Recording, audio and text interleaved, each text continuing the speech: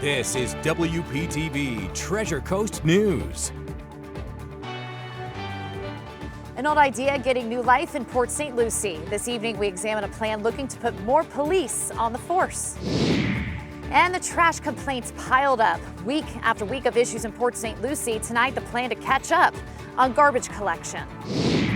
Good evening and welcome to WPTV Treasure Coast News. I'm Meghan McRoberts. Every Saturday here at 7 o'clock, we are dedicated to covering stories in and around the Treasure Coast. Tonight, we are at Stewart, and we're at Memorial Park. It's a place that honors those who served in every U.S. war, who served in all the armed forces. A beautiful, peaceful place to remember all of those who paid the ultimate sacrifice this Memorial Day holiday weekend. We've got a full show this week, including a new update about a landmark location in Sebastian that the city is working to help restore after many complaints about maintenance and safety issues. But first, a quick check on weather. We are tracking some rain, some storms across the Treasure Coast. It's been a busy afternoon. This is a 6-hour loop, so we have seen activity roll through all of the Treasure Coast area, and we're not quite done yet. Now, all these storms showing good signs of weakening, which we expected with the loss of the daytime heating. Let's go ahead and show you exactly where the storms are right now. Pretty much just to the west of Bassinger. So we might see some additional storm coverage over Okeechobee County in the next 20 to 45 minutes, but things have really started to calm down across portions of St. Lucie County, Martin County, and Indian River County, where we're just tracking some very, very light rain at this point across portions of Indian River Estates, Fort Pierce, and Port St. Lucie. So Vibercast shows us completely dry by 10:30 tonight, so we're going to see activity moving offshore. Now, still showing plenty of clouds around tonight, and then tomorrow for Sunday, the morning is dry, so no problems. If you're getting up early to go to the beach or headed out to church, you can probably leave your umbrellas at home. However, as we head into the 2 o'clock hour, we start to see the East Coast sea breeze form up and down along the coast, and then by 3:30, we're tracking some storms, and activity will continue. Now, it looks like the hardest areas will be more Palm Beach County than Martin, Indian River, St. Lucie, and Okeechobee, but we could still see some storms all the way through mid-evening on Sunday, and Monday for Memorial Day looking similar too. I'll be back in a few minutes with your complete forecast. This week, students involved in taking a photo spelling out a racial slur outside of Hidden Oaks Middle School issued a joint statement through one of their parents. The unsigned statement from the students released on Thursday says in part, quote, "We were wrong and we made a big mistake when we spelled out that derogatory word. We clearly didn't understand the full impact of it and how it hurts so many people," adding, "We are already facing punishment for our actions and we know we need to educate ourselves about racial issues and how words can hurt people." This week we caught up with the local NAACP president about his desires to work with the families involved. I think that's a great start of healing, showing remorse, and then follow up on what you want best for your kids. If you love your kid, don't say things and don't follow up and make sure, because this only is going to help you and those kids grow. I have compassion. It wasn't nice, but we can go through this thing and we can learn to love one another. The school district still isn't saying what discipline the students are facing, as those details are protected from release under federal law. Well, police agencies, like many employers, are struggling these days to fill open positions. WPTV News Channel 5's John Shaman is in Port St. Lucie. He shows us how the city's police department is reviving an old program to recruit new officers.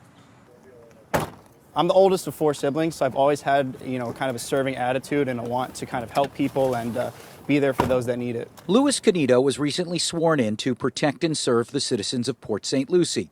He said it was much easier to join the force after learning about the department's Reborn Cadet program. I didn't have to stress about how I was going to pay bills throughout the process. It was more of, hey, I can focus on my schooling, I can focus on doing well and succeeding and thriving.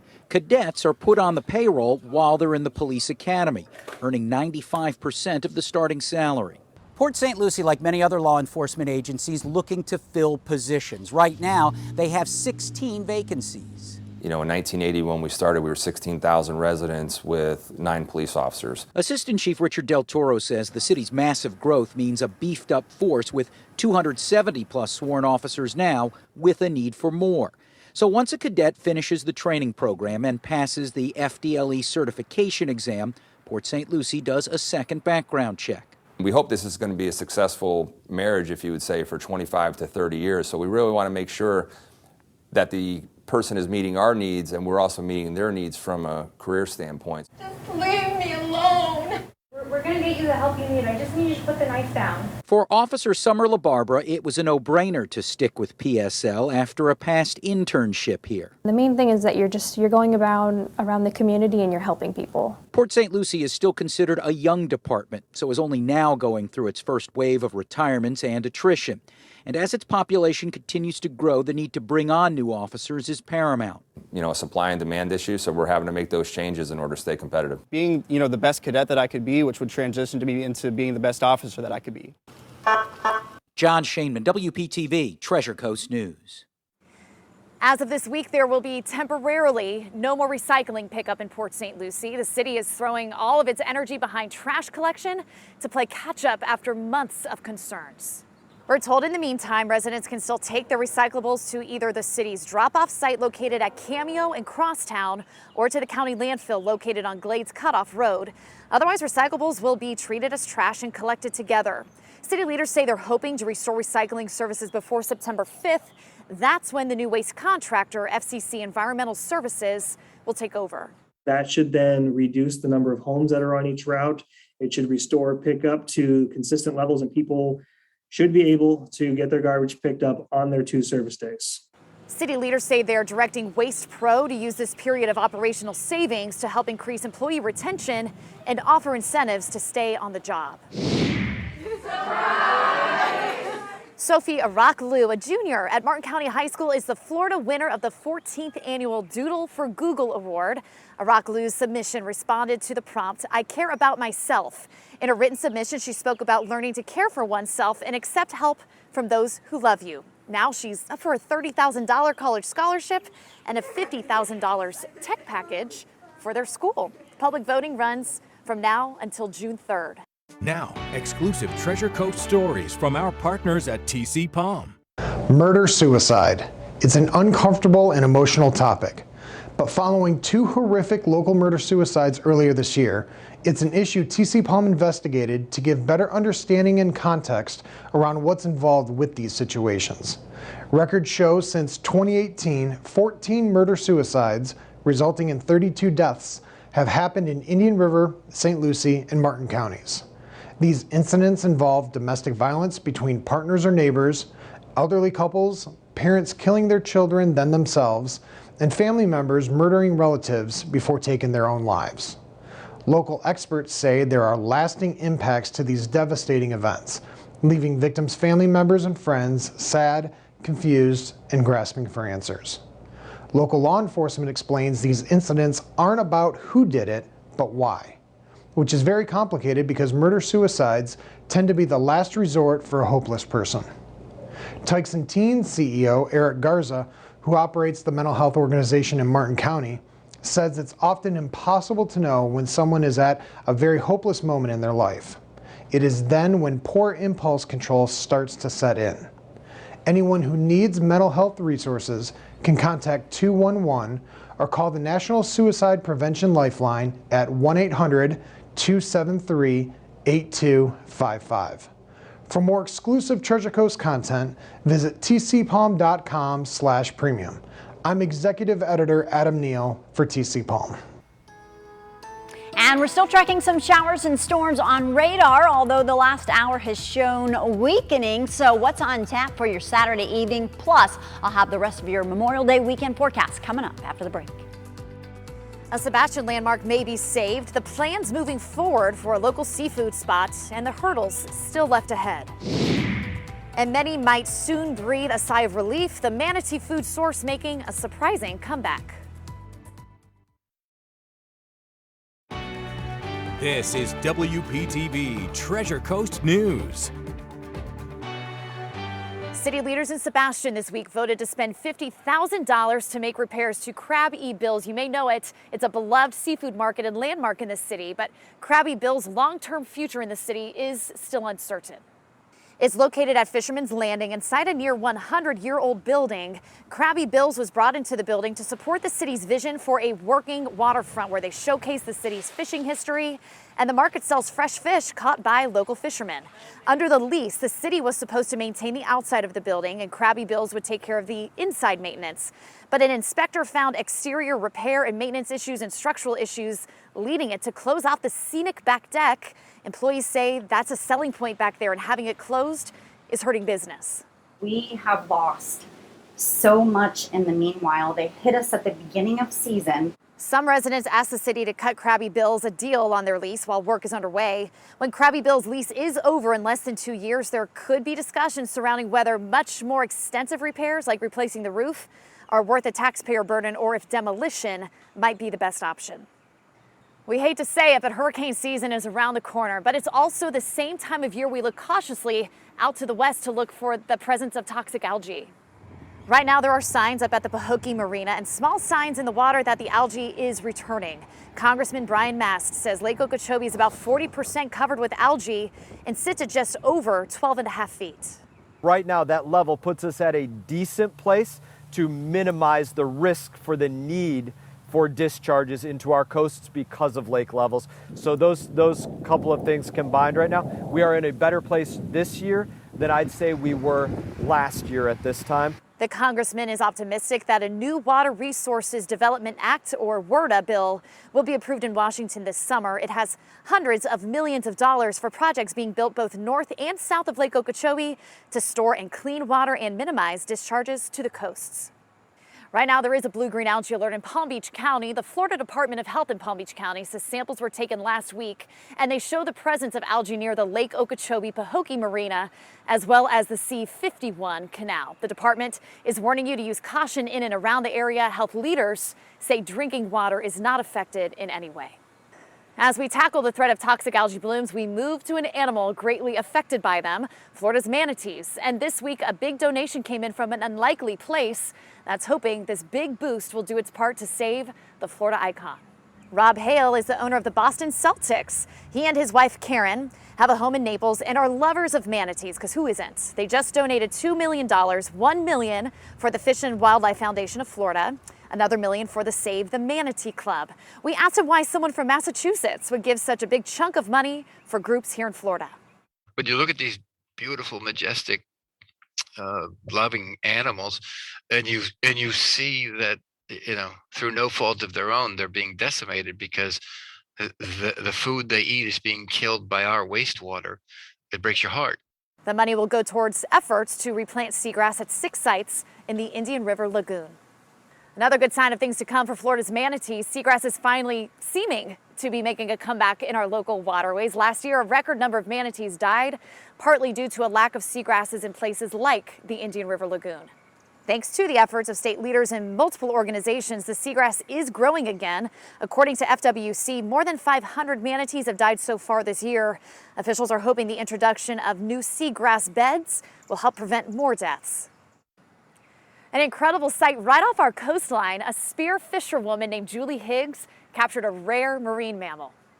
In 40 feet of water near a wreck were several sawfish. They're very rare to see. Higgs said the marine creature was feeding on a bait ball when they made the encounter. Higgs says she has been diving her whole life, and this was her first sighting. She believes the sawfish to be roughly around 9 feet long.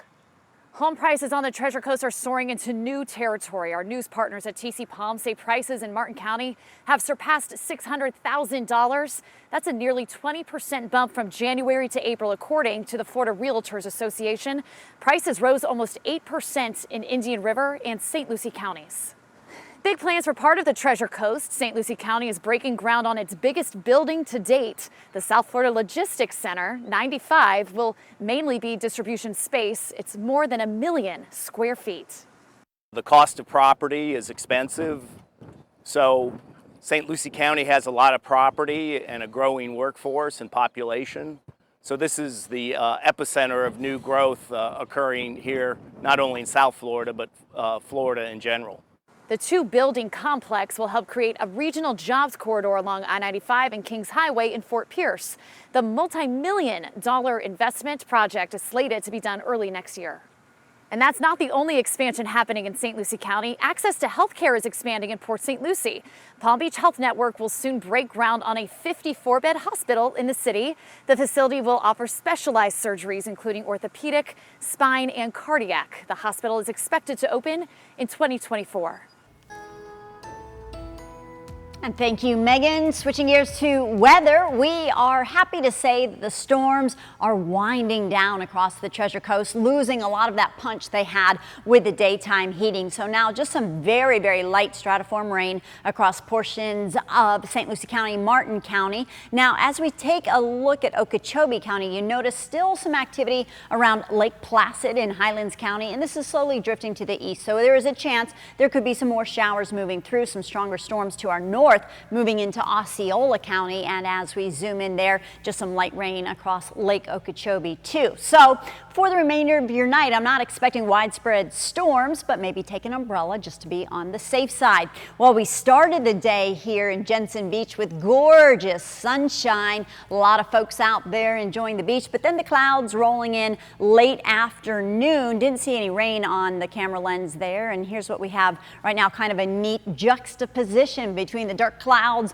in the background and a little bit of sunlight there in the foreground. It was a hot one today, 91 degrees officially. That's 4 degrees above our average of 87, and temperatures around the Treasure Coast right now 77 degrees. Port Mayaca, Okeechobee 72, 77 in Jensen, 76 Palm City. Port St. Lucie reporting in at 78 degrees, Hobe Sound 78, and right now Sebastian is 80 degrees. So through the evening, staying warm. We'll see a slight chance of isolated thunderstorms through about 8:30, and then mostly cloudy skies with another chance of a few showers and storms overnight. Winds right now generally between about 5 and 10 miles per hour with our wind flow out of the east-southeast. So Vipercast showing quieting down overnight, and then for your Sunday, mainly dry in the morning. By 2:30, we start to see the east coast sea breeze develop. Then the stronger storms will be inland. However, some of that could push back towards the east coast metro areas. This is Sunday 6:30, and most of the Treasure Coast looking dry. So we'll have periods of heavy rain and storms and times where it will be dry and sunny. And then for Memorial Day, a similar setup. We start to see that east coast sea breeze develop around noontime, 1:30. Things start to push in, and then we should be seeing some clear conditions for your Monday evening on Memorial Day. Here's your 7-day forecast. Temps in the upper 80s with a good chance of showers and storms each and every day, but we'll also see some sunshine each and every day. It's time to mark your calendar and check your safety list. The 16th Annual Hurricane Preparedness Expo is rolling into Port St. Lucie next Saturday, June 4th. The expo is a free event with presentations, interactive exhibits, local meteorologists, and giveaways. It all kicks off at 10 a.m. at the Mid-Florida Event Center. Those who attend will receive a Hurricane Expo hat while supplies last. WPTV is proud to take part in the expo. Here are your Treasure Coast sports highlights with the ESPN 106.3 sports team. I'm not upset we lost. I'm proud. That's why I'm emotional, because I'm just proud. That pride was on display all week long in Fort Myers. Extremely proud of them. I mean, they played an unbelievable game. 3 area baseball teams made the trip cross-state to try and bring home state titles. Palm Beach Gardens and Jensen Beach both fell in the state title game. Cardinal Newman suffered a 1-0 defeat in the semifinals. Lessons learned will impact all the players. You know, as far as the loss today goes, they just let them feel bad. You know, if they have to experience that emotion and let themselves be sad about it. But keep in perspective that they accomplished a lot this year and they have a lot to be proud of. So for today, if it's going to sting, let it sting. But tomorrow they should wake up and keep their heads held up. Both Jensen Beach and Cardinal Newman reached levels that their programs had never been to. That is still on the mind of their coaches. I'm just so excited for them and sad it's over, Everyone's like, oh, you'll be back next year. I don't think about next year. I want to think about this year. In the end, coaches, players, parents, and fans will always have special memories of these teams. It's the growth you see in the boys. It's the spirit and the fight and all those things are things we talk about. We've had tough games and we've had tough moments where we've battled back, and to see it come on the biggest stage, and them to not give up, and it's just I wanted it for them, they wanted it, and just didn't happen for us. Out-of-county burglars need to be aware this evening. The Stark warning coming from Martin County saying stay away or else. The Martin County Sheriff's Office has a warning to criminals wanting to come here to commit burglaries. A new bill signed by the governor would enhance penalties for criminals who specifically leave the county where they're from to commit crimes. WPTV's Derek Lowe went to the Sheriff's Office to learn more about the House bill. Well, sometimes criminals, they are blatantly smashing windows like this one. Other times they're simply checking for unlocked doors. Once they're inside, they're grabbing valuables like guns, credit cards, and anything else of value. The sheriff says that they're then jumping back on the interstate and leaving this area. Sheriff William Snyder says for years that Martin County has been plagued by traveling criminals. He says that when his agency has been able to catch them in the past, that the state attorney's office has had difficulty prosecuting them and keeping criminals from returning here. This new bill, authored by Representative John Snyder, Sheriff William Snyder's son, will now enhance the degree of the burglary if prosecutors can prove that these criminals are purposely traveling to commit crimes. Representative Snyder says that this will lead to more jail time and will even decrease other crimes in our state. The vast majority of offenses that we have here when it comes to car burglaries and residential burglaries are out-of-county offenders. They get up in the morning, they leave their county, and they travel statewide, generally staying close to the coast, generally using interstate and turnpike.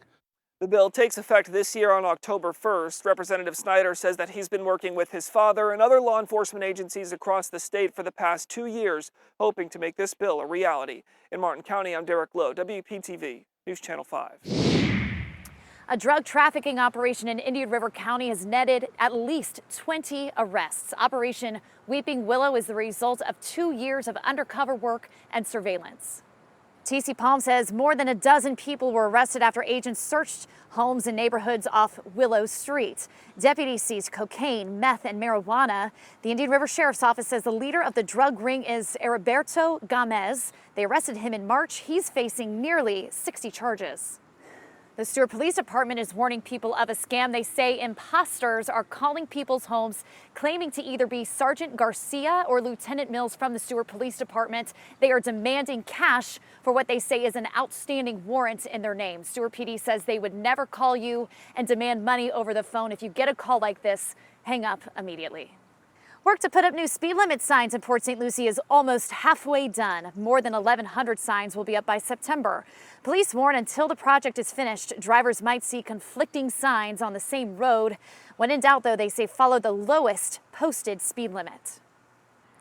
And that does it for us tonight here from Stewart for this week's Treasure Coast News. Please join us again next week, where we are always looking for new places to highlight around the Treasure Coast that really showcase the diversity of this area. Also, you can find much more Treasure Coast news on our website, WPTV.com. Just click the Treasure Coast link at the top of the homepage. Thank you again so much for watching. Have a great weekend.